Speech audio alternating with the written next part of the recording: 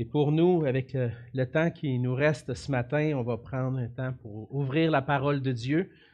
Et ce matin, j'aimerais vous inviter à ouvrir vos Bibles avec moi dans 2 Chroniques au chapitre 7, dans 2 Chroniques, un livre de l'Ancien Testament, vers la fin des livres historiques, 2 Chroniques, chapitre 7, et on va lire ensemble les versets 11 à 22. Ce matin, on prend une petite pause de l'Épître aux Éphésiens parce que on avait planifié des choses et puis notre frère Pierre était supposé d'apporter le message ce matin, mais avec les funérailles de la maman de Diane et tout ça, je l'ai libéré.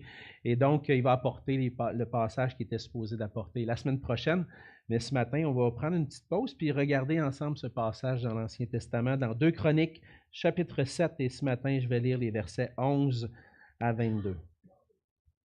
Lorsque Salomon eut achevé la maison de l'Éternel et la maison du roi, et qu'il eut réussi dans tout ce qu'il s'était proposé de faire dans la maison de l'Éternel et dans la maison du roi, l'Éternel apparut à Salomon pendant la nuit et lui dit, « J'exauce ta prière, et je choisis ce lieu comme la maison où l'on devra m'offrir des sacrifices.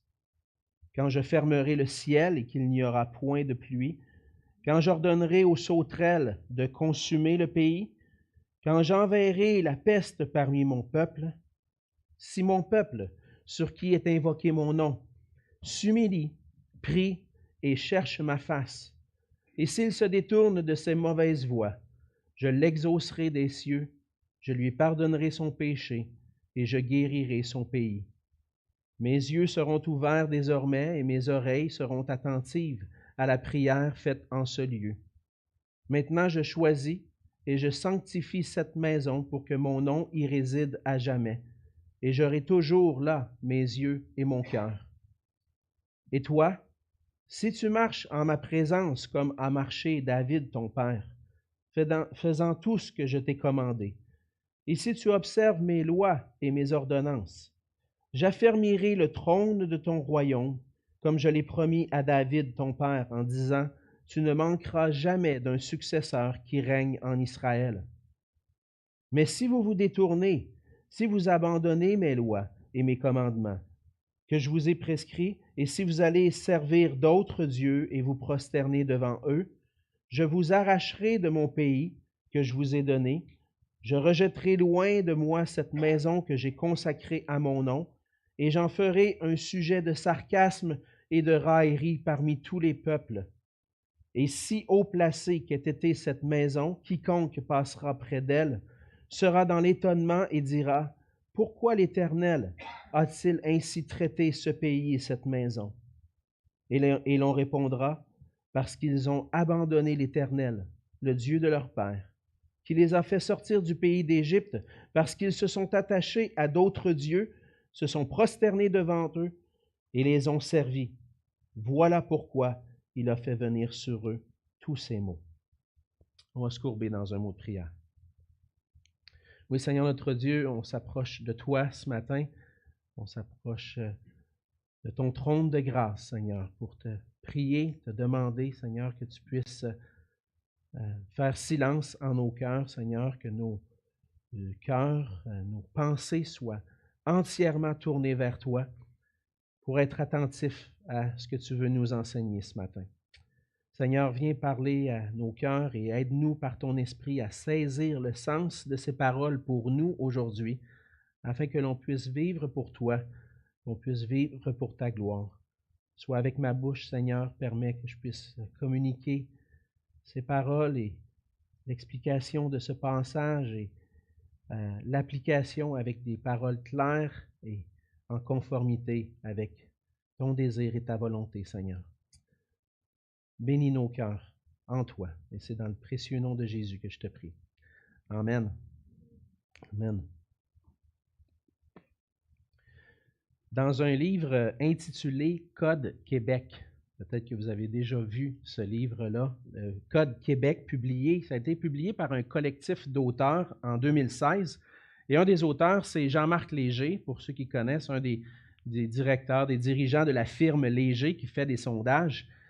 Ce code Québec-là relatait quelles sont les valeurs les plus importantes pour les Québécois.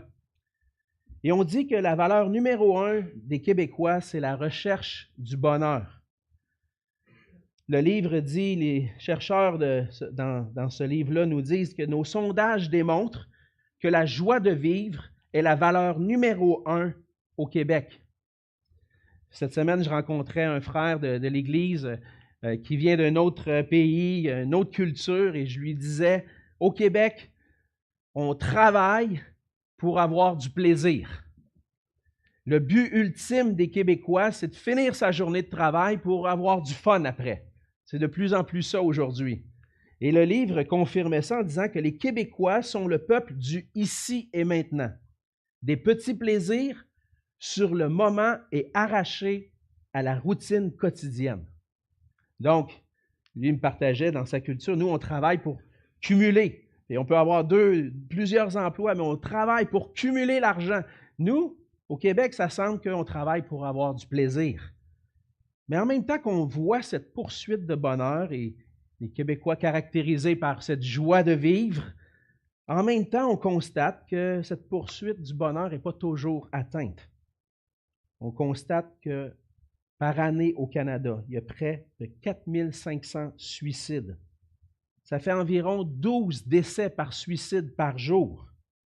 On dit qu'environ 11% des hommes et 16% des femmes vont faire une dépression majeure au cours de leur vie. Donc, en même temps qu'on est ce peuple qui cherche à vivre le bonheur, en même temps, on voit que des fois, la cible est manquée.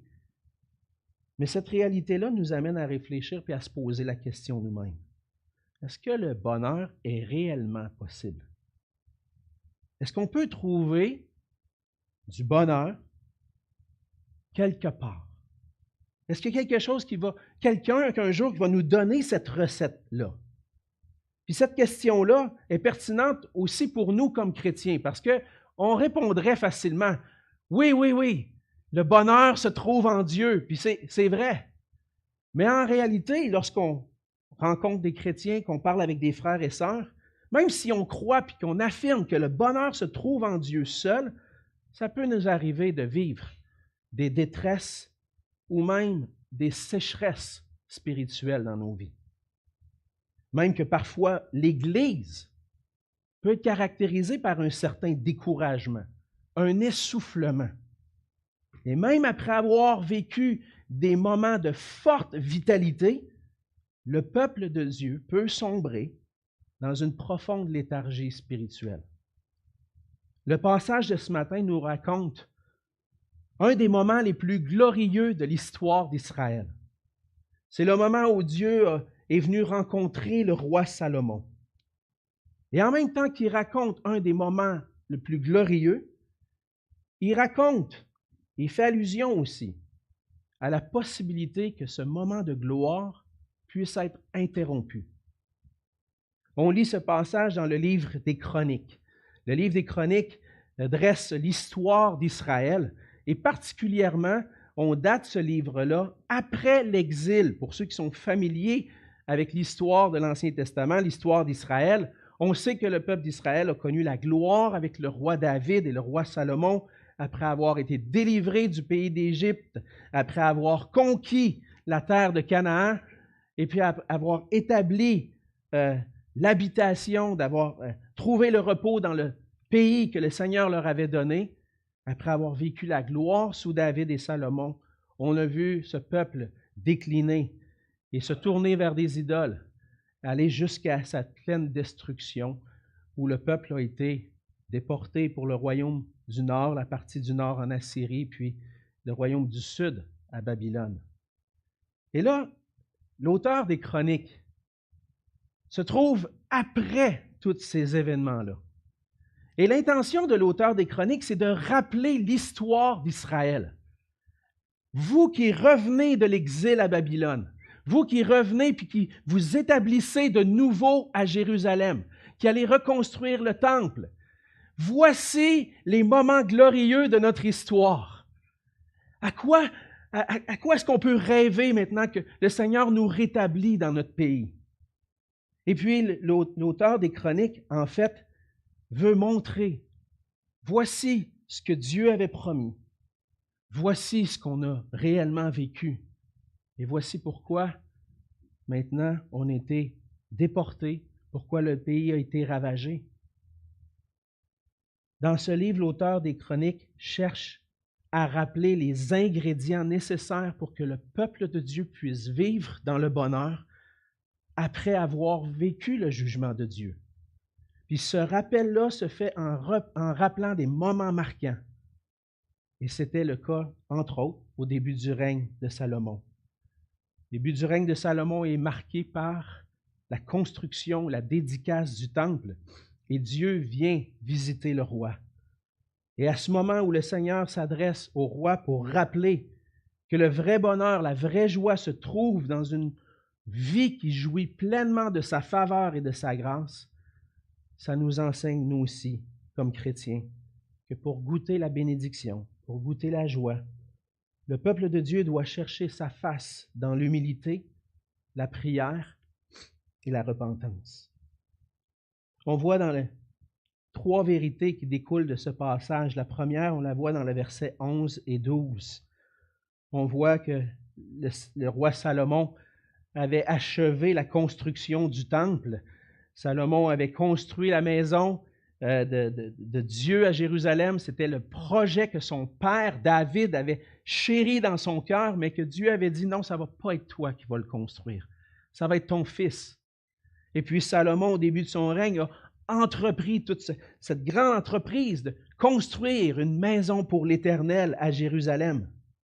Et lorsqu'il a terminé la construction du temple, il a procédé à la dédicace du temple, à l'inauguration du temple. Et on lit dans le chapitre précédent la prière que Salomon a adressée à Dieu lorsqu'il a fait cette dédicace. On lit au chapitre 6, les versets 18 à 21, une courte section de cette prière, en quelque sorte un sommaire. Et Salomon dit ceci, « Mais quoi? Dieu habiterait-il véritablement avec l'homme sur la terre? Voici les cieux, et les cieux des cieux ne peuvent te contenir. Combien moins cette maison que j'ai bâtie? Toutefois, Éternel mon Dieu, sois attentif à la prière de ton serviteur et à sa supplication. Écoute le cri et la prière que t'adresse ton serviteur. Que tes yeux soient jour et nuit ouverts sur cette maison, sur le lieu dont tu as dit que là serait ton nom. Écoute la prière de ton serviteur faite en ce lieu. » Et à travers cette prière-là, Salomon demande la bénédiction de Dieu. Mais Salomon réalise une chose. Il savait très bien qu'une maison, même si le temple était quand même une construction très grande, il savait très bien que ça ne pouvait pas être la demeure de Dieu. C'était bien trop petit, parce que les cieux des cieux ne peuvent contenir Dieu tellement Dieu est grand. Mais il sait que ça ne va pas convenir. Mais il sait que c'est un endroit que Dieu donne pour que le peuple puisse venir à la rencontre de son Dieu. Et après qu'il ait fait cette dédicace, le Seigneur vient le visiter et dit, « J'ai exaucé ta prière. » Le Seigneur exauce la prière de Salomon et décide de faire grâce à son peuple. Il décide de venir faire sa demeure au milieu de son peuple. Il dit au verset 12, « J'exauce ta prière et je choisis ce lieu comme la maison où l'on devra m'offrir des sacrifices. » Dieu fait grâce en donnant un endroit où le peuple peut venir à la rencontre de Dieu. C'est un endroit où ça va être possible d'intercéder en faveur du peuple. Le Seigneur pourvoit ici à un lieu pour faire l'expiation des péchés du peuple, pour pouvoir intercéder en sa faveur. Le temple, c'était premièrement un lieu où on offrait les sacrifices à l'Éternel en faveur du peuple. Ces sacrifices-là étaient nécessaires. Pourquoi? On le sait bien, parce que le peuple était composé d'hommes et de femmes, des êtres humains pécheurs qui désobéissent au Seigneur de plusieurs manières, qui désobéissent à ce Dieu saint. Et comment est-ce qu'on peut entrer dans la présence d'un Dieu saint et juste lorsqu'on désobéit constamment à sa loi, lorsqu'on est des pécheurs? Les gens du peuple ne pouvaient pas s'approcher de Dieu dans leur état de pécheur, avec leurs péchés. Et pour remédier au péché, Dieu pourvoit à des sacrifices pour faire l'expiation des péchés du peuple et pour pouvoir accorder son pardon. Ce qu'on voit ici, c'est la grâce de Dieu envers son peuple. Vous êtes des pécheurs, je suis saint. On est séparés, vous ne pouvez pas venir dans ma présence. Mais par les sacrifices qui vont être offerts, je vous donne cet accès à ma présence. Et le temple était ce lieu de repentance et de consécration. Les sacrifices ne devaient pas être seulement offerts parce qu'on voulait se conformer à des rites religieux. Ils devaient être faits avec un cœur entier. Des fois, on assiste à des événements, puis on voit des rites religieux être exécutés, des prières. Et puis, ça arrive des fois qu'on va dans des endroits, puis on sait clairement que la personne n'est pas croyante, elle nous le dit d'avance. Mais elle va réciter cette prière. Puis la manière que c'est récité, tu dis, ça donne quoi? C'est évident, ton cœur n'est pas là. Tu fais juste réciter une prière pour la formalité. Et on voit ça souvent, des fois dans des mariages ou dans des funérailles, des choses comme ça. On voit des prières récitées juste par rite religieux. Le peuple d'Israël a vécu longtemps comme ça. Faire des sacrifices dans le temple pour faire des sacrifices. Pour être un bon juif, un bon citoyen du peuple de Dieu, je vais offrir mon sacrifice à Dieu. Mais le Seigneur, ce qu'il veut, c'est un cœur entier, un cœur complet. Le roi David, dans le psaume 51, verset 19, va dire « Les sacrifices qui sont agréables à Dieu, c'est un esprit brisé. Ô Dieu, tu ne dédaignes pas un cœur brisé et contrit. » Alors le peuple devrait offrir des sacrifices, dans le fond avec un cœur repentant, qui désire à nouveau se consacrer à l'Éternel, marcher dans ses voies.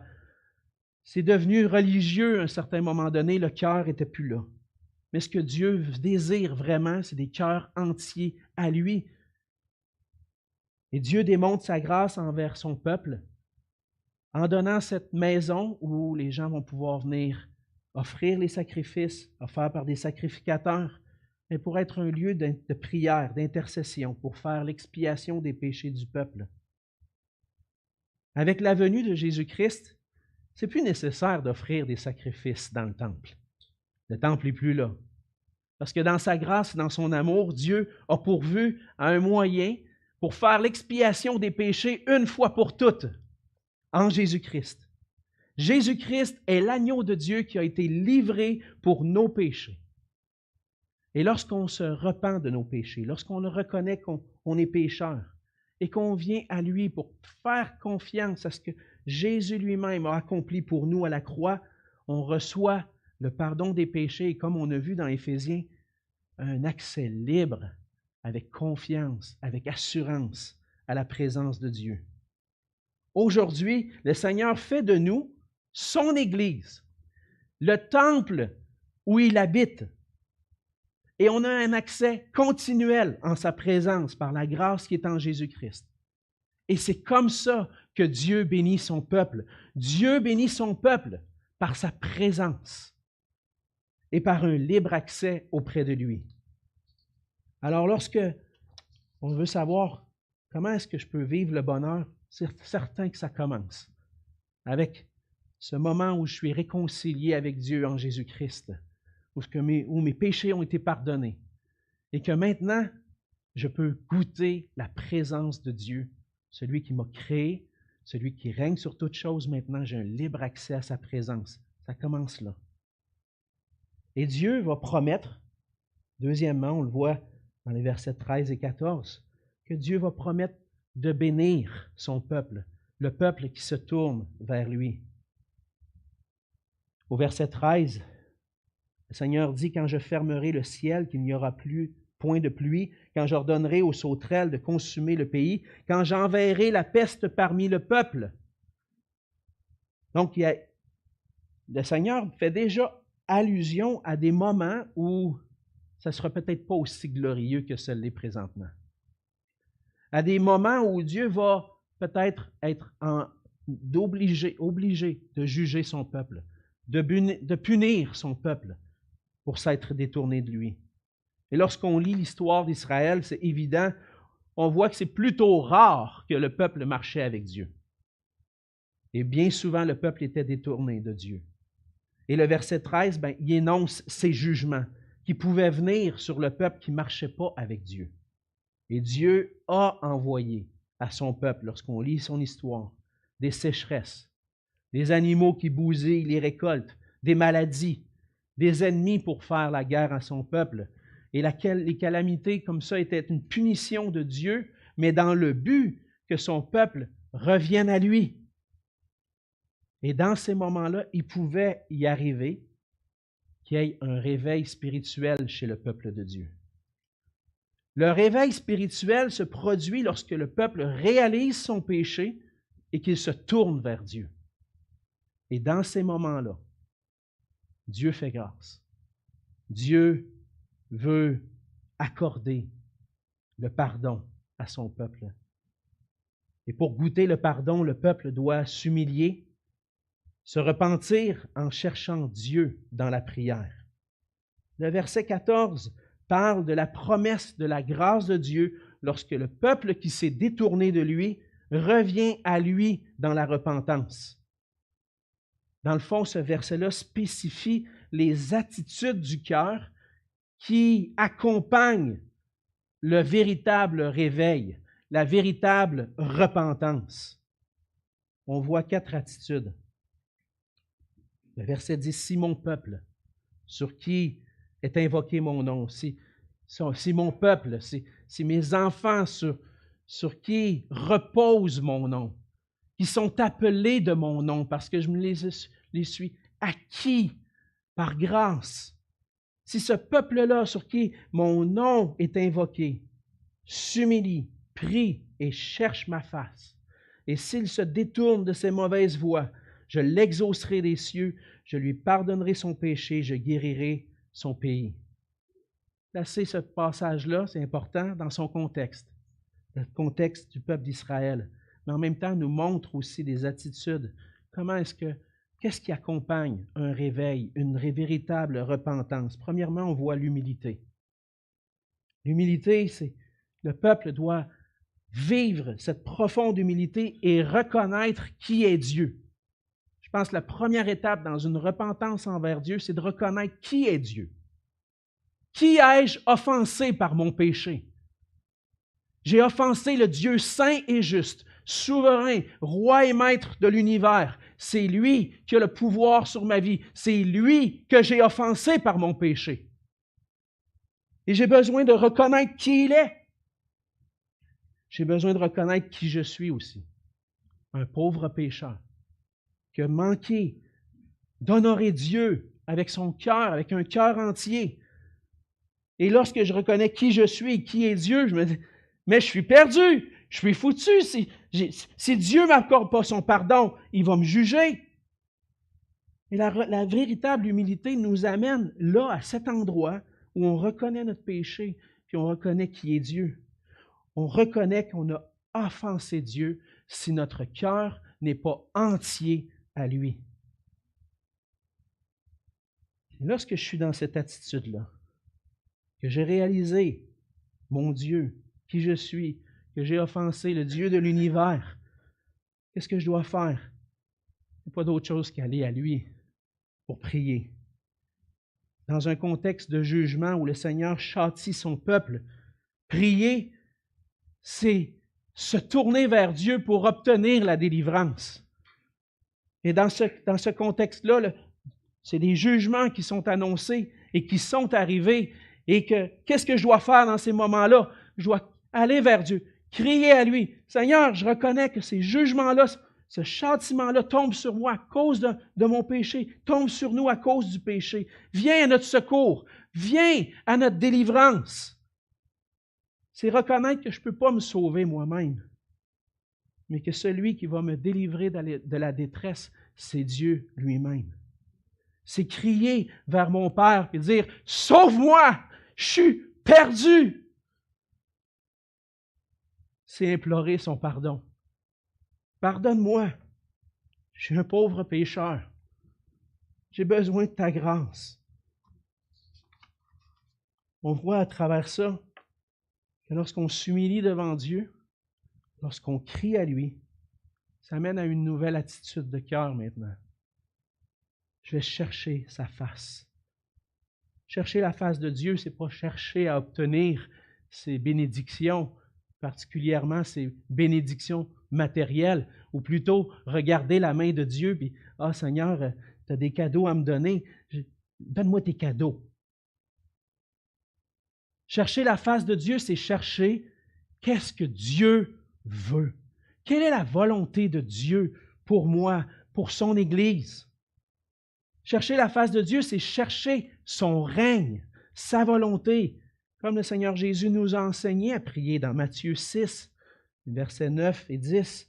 « Notre Père qui es aux cieux, que ton nom soit sanctifié, que ton règne vienne, que ta volonté soit faite sur la terre comme au ciel. » On a appris à réciter ces paroles-là.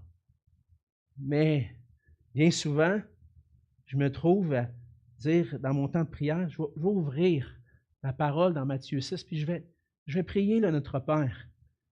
Puis des fois, je n'arrive pas à finir la prière parce que je veux que mon cœur soit plongé dans cette prière-là. Qu'est-ce que ça veut dire tout ça? Mon Père qui est aux cieux, j'ai un accès auprès d'un Papa céleste. Là, je dis, Seigneur, merci. Merci pour cet accès que j'ai auprès de toi. Ton nom est saint, il n'y a personne d'autre comme toi, tu es unique, tu es glorieux. C'est toi qui règnes, puis tu as annoncé que ton royaume va venir. Oui, c'est ça que je veux, Seigneur. Je veux que ton règne vienne dans ma vie. Je veux arrêter de régner sur ma vie. Je veux que ce soit toi qui règnes. Je veux que ce soit toi qui fasse ta volonté dans ma vie. Utilise-moi comme tu veux, Seigneur. Vous voyez, lorsqu'on prend à cœur ces paroles-là, on ne fait pas juste les réciter du bout des lèvres, elles viennent de notre cœur.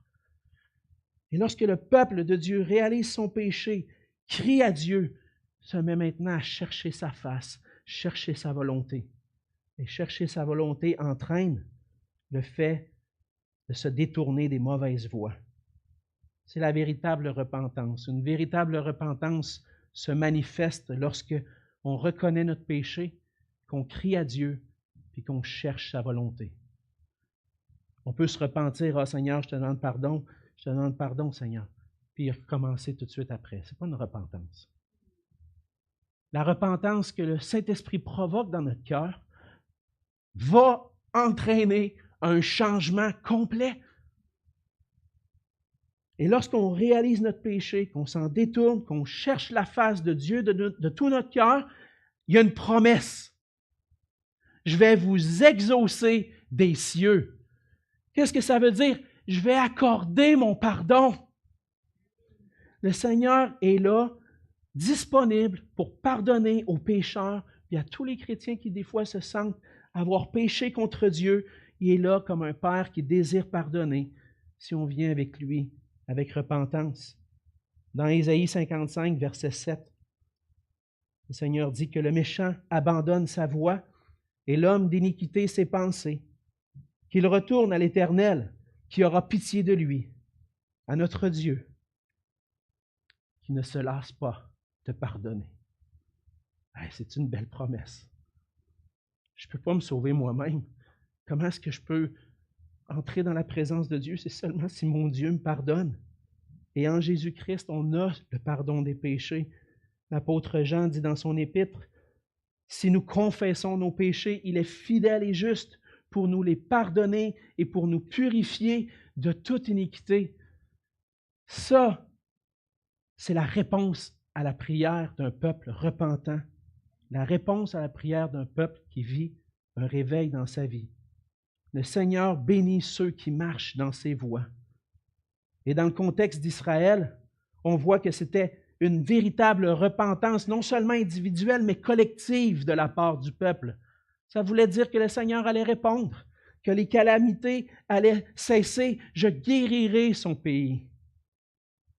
Le Seigneur allait bénir. Il nous bénit, nous, en nous accordant sa présence et en nous donnant sa grâce, la présence de son esprit pour qu'on puisse vivre dans la sainteté. Le Seigneur vient nous visiter, transforme nos cœurs. Maintenant, je cherche la face de Dieu, je veux vivre pour mon Dieu saint. Et ce que on en conclut avec ce qu'on vient de voir, c'est que Dieu nous appelle à être un peuple entièrement consacré à lui pour intercéder auprès de lui. Ça veut dire qu'on doit être un peuple prêt à s'humilier, prêt à prier, prêt à chercher sa face.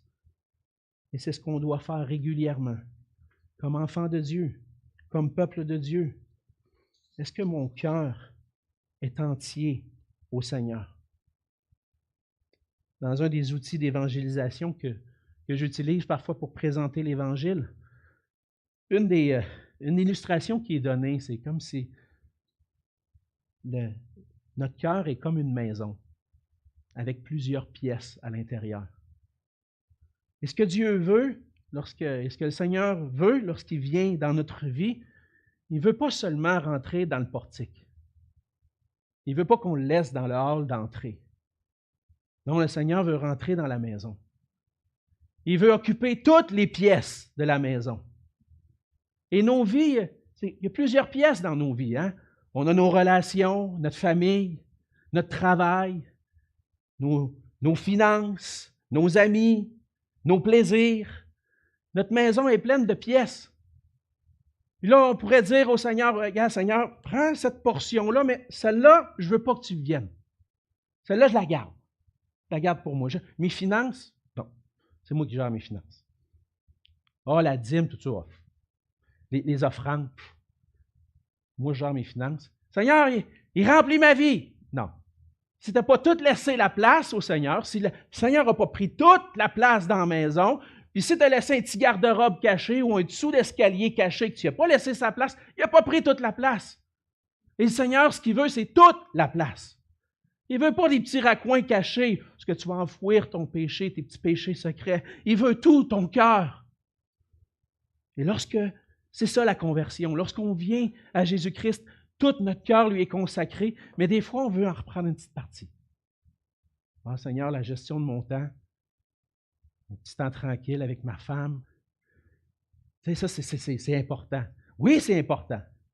Mais lorsque ça m'empêche de vivre pleinement l'Évangile, est-ce que ce n'est pas devenu une idole pour moi? Et on peut parler de plein de choses légitimes qui peuvent devenir des idoles dans nos vies. Mais lorsqu'on reconnaît que le Seigneur a besoin de toute la place, et lorsqu'on a péché parce qu'on a gardé une partie, puis il y a un endroit dans ma vie où je n'ai pas confessé au Seigneur, le Seigneur nous appelle, frères et sœurs, à venir avec humilité, à prier pour implorer son pardon, puis à chercher sa face.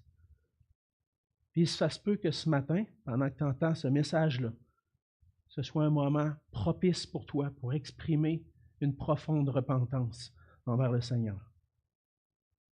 Si c'est le cas, laisse pas passer ce moment-là trop rapidement. Si le Seigneur parle à ton cœur ce matin, planifie peut-être un moment dans la journée, ou peut-être à la fin du service, à la fin de la célébration, pour prendre ce temps dans ton cœur avec Dieu pour exprimer cette repentance. Le Seigneur nous appelle à un réveil dans notre vie, au milieu de nous comme Église. Pourquoi? Parce que notre consécration entière peut conduire à un réveil spirituel dans notre communauté, dans notre société. Un réveil spirituel, un petit guide de prière le définit ainsi. C'est un acte puissant de l'Esprit de Dieu qui amène beaucoup de personnes à se convertir à Christ et renouvelle dans son Église un zèle pour sa vérité, pour une croissance spirituelle et pour les missions. Un réveil spirituel, c'est quand on dit « Seigneur, on se conforme à ta parole, on va obéir à ta parole, on se repent, on se détourne, on cherche ta face, on veut faire ta volonté.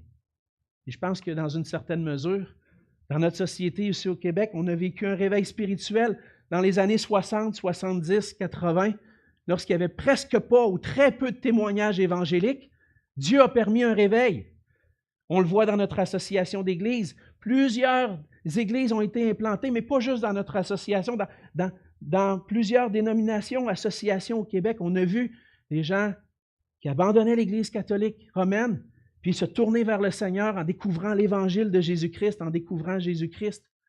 Et je crois qu'encore aujourd'hui, le Seigneur désire utiliser son Église, son peuple, pour faire connaître sa gloire, la gloire de son nom, dans toutes les nations. Et ça commence au milieu de nous, dans notre communauté, avec les gens qu'on côtoie.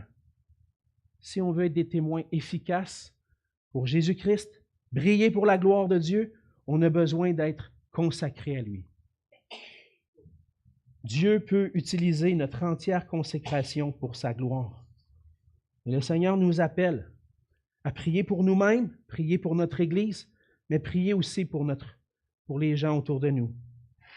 Dans 1 Timothée 2, les versets 1 à 6, Paul va dire « J'exhorte donc avant toute chose à faire des prières, des supplications, des requêtes, des actions de grâce pour tous les hommes, pour les rois et pour ceux qui sont élevés en dignité, afin que nous menions une vie paisible et tranquille, en toute piété et honnêteté. Cela est bon et agréable devant Dieu notre Sauveur, qui veut que tous les hommes soient sauvés et parviennent à la connaissance de la vérité. Car il y a un seul Dieu, et aussi un seul médiateur entre Dieu et les hommes, Jésus-Christ homme, qui s'est donné lui-même en rançon pour tous. » Et le Seigneur nous appelle à prier pour tous les gens autour de nous, pour notre société. Et si on veut voir le règne de notre Dieu s'établir, sa volonté s'accomplir, on a besoin de devenir un peuple qui prie, qui intercède. Par le passé, plusieurs qui ont prié pour le Québec. Et Dieu a permis un réveil. Est-ce que je vous promets un réveil? Non. C'est Dieu qui le fait. Mais Dieu commence par ses enfants. Il commence par moi. Il y a un désir de chercher la face de Dieu. Puis ensemble, qu'on cherche sa volonté, qu'on cherche sa face, qu'on embarque dans cette mission de tout notre cœur. Dieu peut faire encore des belles choses. Puis j'ai la foi que Dieu peut le faire, mais je m'attends à sa volonté. On a besoin d'intercéder pour que le Seigneur réveille nos cœurs, réveille son Église, réveille notre société. On veut être un peuple consacré au Seigneur qui intercède pour nos églises et notre nation. Comment faire? Qu'est-ce que je peux faire? Je vais terminer, je sais que je prends un petit peu plus de temps. Mais je veux y aller quand même, prendre le temps de vous présenter. Comment est-ce que je peux prier pour que le Seigneur accomplisse quelque chose dans ma vie, dans son Église, dans ma communauté? Premièrement, prenez un engagement à prier personnellement, régulièrement, avec le Seigneur. Priez. Seigneur, ne permets pas qu'il y ait des places dans mon cœur qui ne t'appartiennent pas complètement, que je veux que mon cœur soit entièrement consacré à toi. Ça se fait personnellement, ça se fait en famille aussi. Mais ça se fait aussi lorsqu'on s'engage ensemble, frères et sœurs, pour qu'ensemble, on s'exhorte, on s'encourage, puis on prie ensemble, que le Seigneur puisse consacrer nos cœurs entiers, qu'on puisse ensemble vivre cette plénitude de l'Esprit, puis qu'on soit efficace pour sa gloire.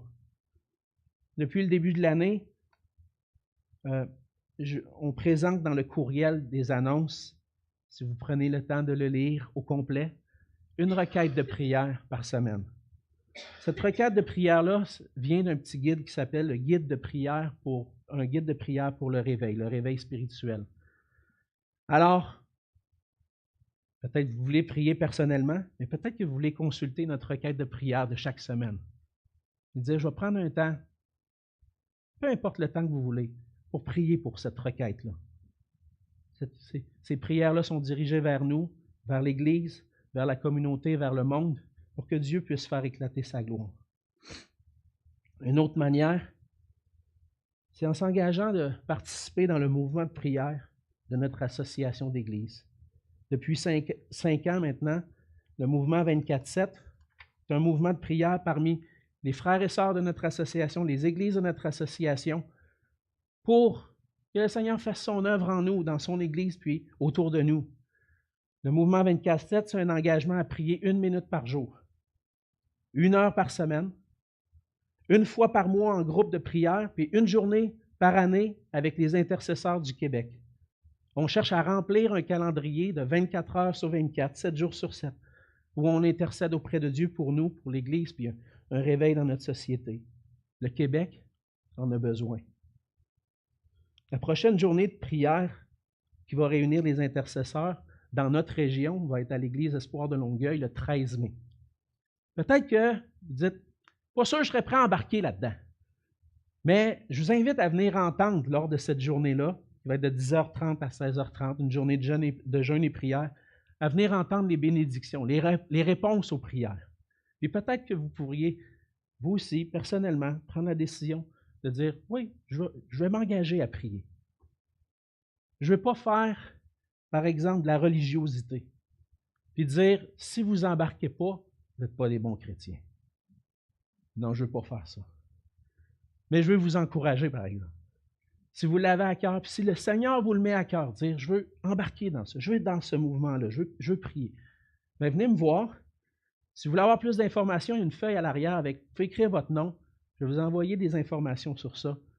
Mais notre désir, c'est que ce soit personnellement en Église ou avec le mouvement 24/7 qu'on soit une Église qui prie. Le vrai bonheur nous vient d'une relation intime avec Dieu.